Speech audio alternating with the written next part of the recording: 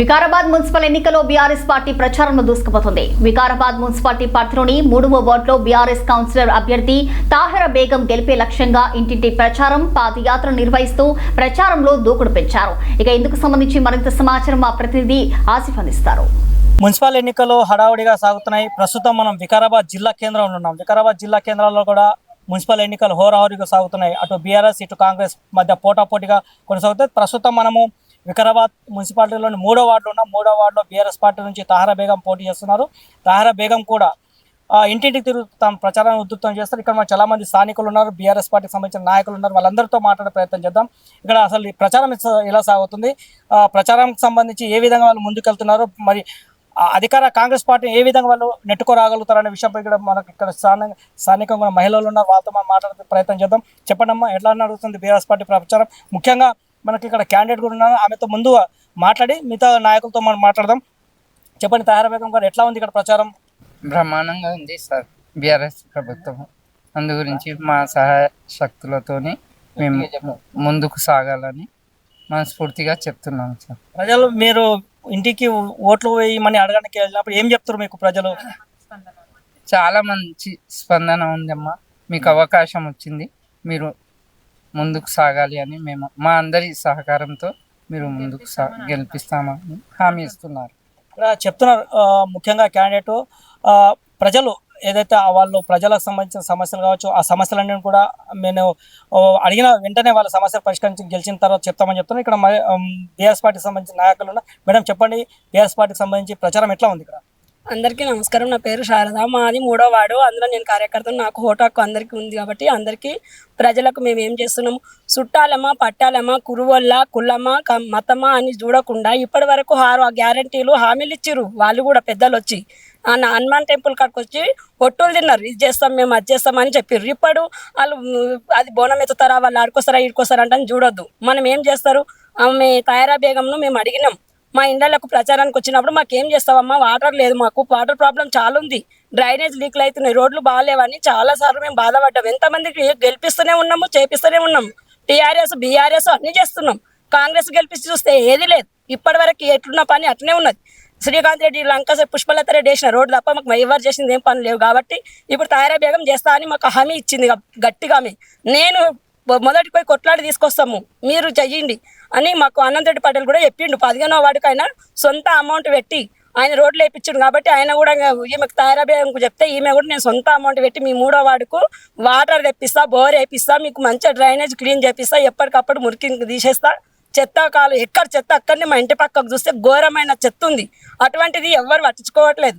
నేను కూడా బీఆర్ఎస్ కార్యకర్తగా చెప్తున్నా, అందరూ కారు గుర్తుకు ఓటేసి భారీ మెజారిటీతోని తాహిరా బేగంను గెలిపిస్తాము, ఖచ్చితంగా గెలుస్తుంది. ముస్తఫాని తాహిరా బేగమే. మరొక కొంతమంది ఉన్నారు, మీరు చెప్పండి ఎలా ఉన్నారు? అందరికి నమస్కారం అండి. నా పేరు నరసింహారెడ్డి. నేను గత కొంతకాలంగా లాస్ట్ 5 years నుంచి నేను యాజ్ ఎ పార్టీ మన 3వ వార్డుకి బీఆర్ఎస్ ప్రెసిడెంట్గా నేను ఉన్నాను.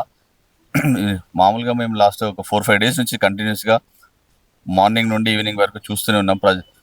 ప్రతి వాడ తిరుగుతుంటే, ఇప్పుడు నిన్నటి గురించి చెప్పాలంటే ఎస్సీ వాడలోకి వెళ్ళినప్పుడు చూడండి, ఒకటి ఎస్సీ వాడలో తిరుగుతున్నాము, మైనార్టీ అన్ని ప్రతి ఒక్క వాడకు తిరుగుతున్నాము. ఒక్కొక్క వాడలో మీరు చూస్తే చూడగానే మనకు అర్థమైపోతుంది అది ఫిజికల్లీ డిసేబుల్డ్ అని. వాళ్ళకు పెన్షన్ లేదు, అనారోగ్యంతో ఉన్నారు, వాళ్ళకు కనీసం వాళ్ళని పట్టించుకునే నాదుడు లేదు. ఈ గవర్నమెంట్ వచ్చి కూడా వాళ్ళకి ఇళ్ళు లేవు, ఇస్తే ఒకటే వర్గానికి ఇల్లు ఇవ్వడము, ఒక పెన్షన్లు లేవు. వాళ్ళు గెలిచిన తర్వాత 6 హామీల్లో ఒక బస్సు తప్ప ఇంకేం చేసిరండి వాళ్ళు నాకు అర్థం కాదు. ఆ బస్సులు ఇచ్చి కూడా ఒకరికి బస్సులు ఇవ్వడం వల్ల ఇంకొకరికి ఉపాధి కోల్పోయింది. అట్లనే ఆటో వాళ్ళు చాలా ఇబ్బంది. మా ఊర్లో కూడా చాలా మంది ఆటో వాళ్ళు ఉన్నారు. రోజుకు తిరిగితే ఒకప్పుడు 1200 తీసుకొచ్చే ఇల్లు గడిచేది, ఇప్పుడు 400 రూపాయలు 500తో. సో హాఫ్ వాళ్ళ రెవెన్యూ అనేది వాళ్ళ ఇంటి అనేది పరిస్థితులు దయనీయంగా మారింది. నువ్వు ఇచ్చిన ఒకటి బస్సు అని ఇచ్చినావు, సరే నేను కాదనట్లేదు, అది కూడా మంచి పనే. కాకపోతే దానివల్ల సమన్వయంగా చూడాలి. ఈ బస్సు ఇవ్వడం వల్ల వేరే వాళ్ళ మీద డిపెండ్ అయిన వాళ్ళు ఏమవుతున్నారు, వాళ్ళకి ఏం చేసిరండి మీరు? వాళ్ళు ఏమైనా ఇంట్రెస్ట్ ఏమైనా తగ్గించినారా? వాళ్ళు లోన్లు తీసుకొని ఆటోలకు ఇప్పుడు కిస్తులు కట్టలేని పరిస్థితుల్లో మళ్ళీ ఆటోలు కుదరబెడుతున్నారు. అట్లాంటి సిచ్యువేషన్లో మన దగ్గర 4-5 మంది ఉన్నారు. అదొకటి. మొన్న రైతులు వచ్చినప్పుడు వానాకాలంలో వచ్చినప్పుడు ఒక్కరికి కూడా ఎరువులు సక్రమంగా అందలేవండి. ఏం చేస్తుంది ప్రభుత్వం? ఒక 6 హామీలు అన్నారు కానీ అందులో ఒక్క హామీ ఇస్తే సరిపోతుందా? గడిచిపోతుందా ప్రభుత్వం? ఇదే ఇప్పుడు 10 సంవత్సరాలు మేము చేసిన పరిపాలన చూడండి. కేసీఆర్ గారు ఇచ్చినవి సరే ఉన్నది అప్పుడు 200, ఇప్పుడు గత ప్రభుత్వాలు 200 ఉండే 300 ఉండే, అక్కడ నుంచి మనం 2000 తెచ్చినాం. మీరేమన్నారు గెలిచిన తర్వాత మేము 2500 ఇస్తాం, 4000 ఇస్తామంటారు. మహిళలకు మిషన్లు ఇస్తా అన్నారు, ఎక్కడ పోయినాయి ఆ మిషన్లు?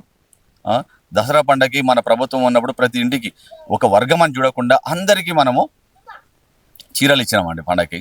ఇప్పుడు మున్సిపల్ ఎలక్షన్ వస్తున్నాయని గోడౌన్లలో దాచిపెట్టిన చీరలు తెచ్చి మీరు ఎలక్షన్లను చూపించుకుంటున్నారు. మేము అర్థం కాదనుకుంటున్నారా అండి? మాకు ఇవన్నీ మేము దృష్టిలో పెట్టుకున్నాము. ఇప్పుడు మేము 100% మేము 3వ వార్డు కార్యకర్తలము అందరం కలిసి గట్టి మెజారిటీ తోటి మేము తాహిరా బేగం గారిని గెలిపించి మా పనులు మేము చేసుకుంటాం. ఇక్కడ ఇంకా చాలా మంది మాజీ కోఆప్షన్ మెంబర్ కూడా ఉన్నారు, ఆయనతో కూడా చెప్తాం. చెప్పండి సార్, ఎట్లా ఉంది ఇక్కడ? అందరికీ నమస్కారం. ఈ 3వ వార్డు అభ్యర్థి తాహిరా బేగం గారిని భారీ మెజారిటీతో గెలిపిస్తామని కార్యకర్త అందరిదందలతో ఎమ్మెల్యే మెతుకు ఆనంద్ గారి ప్రోత్సాహంతో తాహిరా బేగం గారిని భారీ మెజారిటీతో గెలిపిస్తామని అందరికీ తెలియజేస్తున్నాం. ముఖ్యంగా కాంగ్రెస్ పార్టీ టోటల్గా విఫలమైంది. 6 గ్యారంటీలు ఇస్తా అని 1-2 గ్యారంటీలు నామకే వాస్తే ఇచ్చి మిగతా అన్నీ తుంగలో తొక్కేసింది. ఎందుకంటే ఇప్పుడు మహిళా భృతి 2500 దాని జాడలేదు. 2 సంవత్సరాల 6 నెలలు అయింది ఇప్పటి వరకు, మహిళా భృతి జాడలేదు. టోటల్గా కాంగ్రెస్ పార్టీ విఫలమైంది. కేసీఆర్ హయాంలో జరిగిన అభివృద్ధి, ఆ అభివృద్ధి కనిపిస్తుంది ప్రజలలో, వార్డులలో ఎక్కడికి వెళ్ళినా. ప్రస్తుతం ఇప్పుడు తాహిరా బేగంని గెలిపించి వార్డు అభివృద్ధికి తోడ్పడుతూ ఎమ్మెల్యే ఆనంద్ గారికి 3వ వార్డు అభ్యర్థిగా బీఆర్ఎస్ పార్టీ నుంచి తాహిరా బేగంని గెలిపించి కానుకగా ఇస్తామని అందరికీ తెలియజేస్తాం. కార్యకర్తల మాట్లాడతారా? నమస్కారం, నా పేరు షమ. 3వ వార్డు నుండి పోటీ చేయబోతున్న తాహిరా బేగం గారి వార్డులో వారి చుట్టుపక్కలనే ఉంటున్నాను నేను. కాబట్టి ఆమెతో పాటు నేను క్యాన్వర్సింగ్కి వెళ్ళినప్పుడు ప్రతి వాడలో ప్రతి గల్లీలో ఏమేమి సమస్యలు ఉన్నాయో మేము దగ్గరుండి చూస్తున్నాం. కాబట్టి ఖచ్చితంగా తాహిరా బేగం గారు ఇచ్చిన మాకు గట్టిగా మాకు ఏం నమ్మకం ఇస్తున్నారు. మేము చేపిస్తాము. పైనుండి ఏం నిధులు రాకపోయినా మేము దగ్గరుండి మా సొంత డబ్బులు పెట్టి మేము మీకు మీ అవసరాలను ఖచ్చితంగా మేము తీరుస్తామని తాహిరా బేగం గారు మాకు గట్టి నమ్మకంతో హామీ ఇచ్చారు. కాబట్టి ఆమెను మేము గట్టి మెజార్టీతో ఖచ్చితంగా తాహిరా బేగంను అధిక మెజార్టీతో తాహిరా బేగం గారిని, ఆమె నమ్మకాన్ని గెలిపిస్తామని మీ అందరి సమక్షంలో అందరికీ కోరుకుంటున్నాను. కారు గుర్తుకు ఓటు వేసి భారీ మెజార్టీతో గెలిపిస్తారని నమ్ముతున్నాను. ఇంకోటి,